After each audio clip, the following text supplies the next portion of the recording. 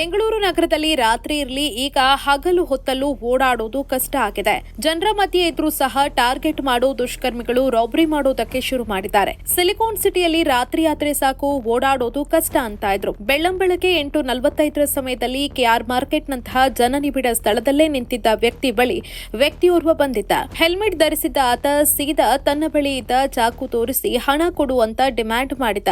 ಆತಂಕಗೊಂಡ ಆ ವ್ಯಕ್ತಿ ಜನರ ನಡುವೆ ಸೇರಿಕೊಂಡ್ರೂ ಬಿಡದ ದುಷ್ಕರ್ಮಿ ಚಾಕುವಿನಿಂದ ಹಲ್ಲೆ ಮಾಡೋ ರೀತಿ ಬೆದರಿಸಿ ವ್ಯಕ್ತಿಯ ಬಳಿಯಿಂದ 15,000 ರೂಪಾಯಿ ದೋಚಿದ್ದಾನೆ. ವೃತ್ತಿಯಲ್ಲಿ ಬಟ್ಟೆ ವ್ಯಾಪಾರಿಯಾಗಿರುವ ರೂಪ್ ಸಿಂಗ್ ಸಂಕ್ರಾಂತಿ ಅಂತ ಒಳ್ಳೆ ವ್ಯಾಪಾರದ ನಿರೀಕ್ಷೆಯಲ್ಲಿ ಗಲ್ಲಾಪೆಟ್ಟಿಗೆಗೆ ಅಂತ 18,000 ಹಣ ತಂದಿದ್ದ. ಆದ್ರೆ ಅಂಗಡಿ ಮುಂದೆ ಬಂದು ಶಟರ್ ಓಪನ್ ಮಾಡೋ ಮೊದಲೇ ರೋಡ್ ರಾಬರ್ನ ಕೃತ್ಯಕ್ಕೆ ಹಣ ಕಳ್ಕೊಂಡಿದ್ದಾನೆ. ಅಸಲಿಗೆ ರೂಪ್ ಸಿಂಗ್ ಬಳಿ ರಾಬರಿ ಮಾಡೋ ಮೊದಲೇ ಮತ್ತೆರಡು ಕಡೆ ವಿಫಲ ಯತ್ನ ಮಾಡಿ ಆ ಬಳಿಕ ರೂಪ್ ಸಿಂಗ್ಗೆ ಬೆದರಿಸಿ ಹಣ ಕಿತ್ತಿದ್ದಾನಂತೆ.